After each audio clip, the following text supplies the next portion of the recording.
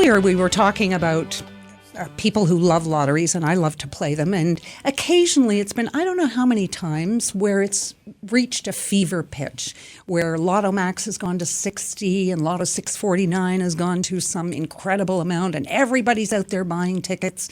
And joining us now is Galit Solomon of the OLG, a former colleague of ours, but also a lottery expert. So welcome. Thank you so much for having me. It's so nice to be on a show with you ladies again. Hi, Galit. Seems like old times. We should have played that song. That's right. So Kate is not so much a lottery player, but you did a survey, or rather OLG did a survey, which was really interesting. Right. So we recently, we wanted to get an understanding, get our finger on the pulse of lottery players. What are they thinking? What are they dreaming about when it comes to, going to that kiosk, purchasing a ticket? What are you dreaming about? So we wanted to get in their heads and find out what is their biggest daydream. We found out for those who play, when we asked them, if you won $1 million, what would you do with that money? 88% said they would travel. And the interesting number there was that only 16% said that they would continue to travel economy. So we found that to be quite interesting. Another thing we found out, the Bare Naked Ladies song, if I had $1 million, what would I do? Would I still eat craft dinner? And nearly half, 48%, said that they would continue to eat craft dinner. So there you have it. So we have a lot of fun with it. So, but what about the people how much does it take for somebody to say, I'm quitting my job? Right. That's the surprising thing. So most people said with $1 million, they would continue to work. I believe it was 84% said that they would continue to work. So something like, the 50, when you get to the 50 and 60, something we've seen recently with our jackpots for Lotto Max, for instance, that is the life-changing number. That's the number that they say, okay, that would be enough for us to retire, to put some into savings and to dream a little bit and to travel and buy a home that we love and share with our loved ones. Sharing is a big one, by the way. Most Ontarians said that they would share, whether it's with loved ones or with charity, they would definitely give a portion. What I found really fascinating in that survey was that almost half of Ontarians said that they daydream about winning the lottery, and only 12% say they daydream about finding true love. Can you believe that? And only 3% actually told us that they daydream about becoming famous. And you would think that those numbers would be a lot higher, right? So the big daydream here is about winning the lottery. We, of course, are happy to hear that. Okay, so and then next is finding true love, or... Yeah, it's quite a disparity there. If you look at the numbers, it's 48% who daydream about winning the lottery, and only 12% who dream about love. Okay, so Surprise. I would not be in love with this man if he was my husband, if he hadn't realized he had a $500,000 winning ticket 5 days before it expired. Can you believe it? So a man walks in 5 days before his lottery ticket. It was a Max Millions win. He won $500,000, walks into the prize center with a winning ticket from basically a year ago.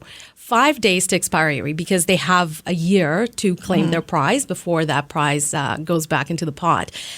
He walks in and tells us, the big question is, how come you waited this long?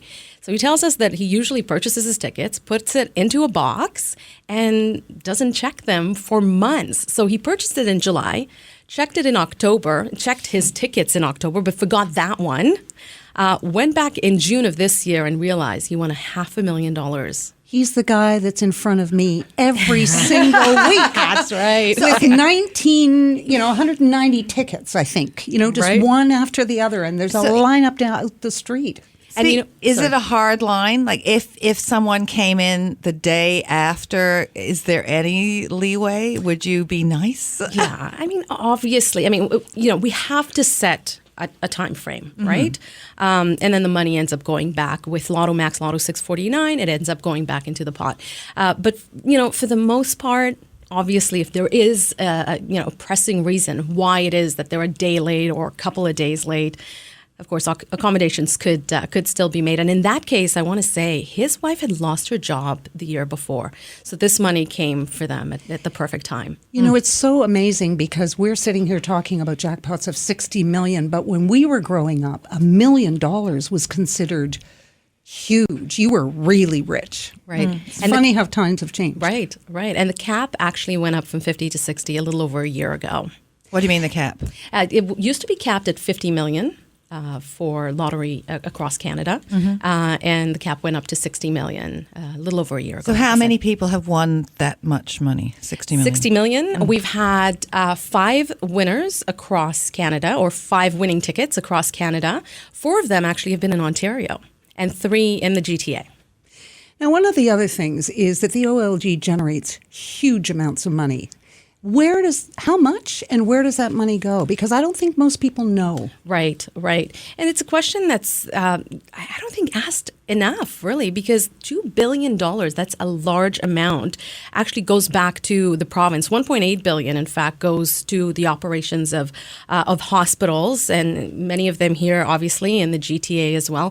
But there are a number of other programs as well, and I'll tell you about one of my favorites, because it's very timely as well, with Quest for Gold. So Quest for Gold is 100% funded by OLG, and it's a program that's run by the province funding amateur athletics. And now with Rio, of course, coming up, the young lady who's going to be carrying the Canadian flag at the opening ceremonies, Rosie McLennan, gold medalist, is actually a Quest for Gold recipient and has received funding over the years so that she could, prepare and become the amazing athlete that she has. And she's just one of so many other stories. That's amazing. And I think what people also don't realize, people who complain and say, well, it's like a tax on the poor, how much goes into the local economy. Yeah, exactly. I mean, when you break down the numbers when it comes to the local economy, it's amazing. $873 million goes to the payroll for more than 16,000 direct and indirect employees.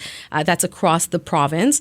We've got $235 million that goes to commissions that are paid to lottery retailers, which is a big deal, especially for the smaller stores across the province, because we've got a lot of retailers across the province. It means a lot to get these commissions, right? And 129 goes to the payment of municipalities for OLG. Of that number, $15 million a year from the percentage of the revenue from OLG slots at Woodbines goes to Toronto. Yeah. Okay, what have you seen differently since you've been able to buy tickets online? We've just recently had a winner, actually. Just recently, last week, we had a guaranteed $1 million winner for Lotto 649 who purchased a ticket online and realized this was the second one who purchased through Lotto 649 who won online. People are winning, so it's not a situation where, there's more or less. You never know where that winner is going to come from. And folks are into it, and they are purchasing online as well. Traditionally, we do tend to see a lot of people still going to, the kiosk. Many are playing as groups as well. Exactly. So, the numbers are across the board. Yeah. Before you go, because we don't have a lot of time, just wanted to touch on corporate social responsibility and the millions that are spent in that area by OLG. Right. So it's a very important part. We've got an entire department, of course, that's dedicated to corporate responsibility.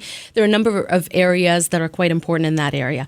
$16.3 million is what goes to the responsible gaming resources centers and the policy and programs that are developed, the training to ensure that, players are aware and are well taken care of. We've got charitable gaming proceeds that are distributed to participating local charities, and that amount is $20.8 million, and then $6 million for sponsorships of community festivals and events. One of the events for Carabana recently sponsored by OLG, and so many others as well. That's wonderful. Oh, all right. And as far as responsible gaming goes, you feel that this is working, this program that's in place is working? And I'll tell you, the head of our responsible gambling department is often called upon in the United States to speak at events. He was in Vegas recently talking about what it is that we are doing here at the OLG to make a difference and ensure that, again, our players receive all of the services that they need. Okay, so maybe I'll sign up. Maybe I'll give myself a limit of $20 a week, because you set your own limits when you're playing online. That's right, you can, absolutely. Right. Yeah. All right, well, thank you very much. Thanks for having me, ladies. We will keep on daydreaming away. After the break, it is time for On the Record with music guru Eric Alper. He's got a Billboard hit song that never actually existed. This is what she said on The Jewel.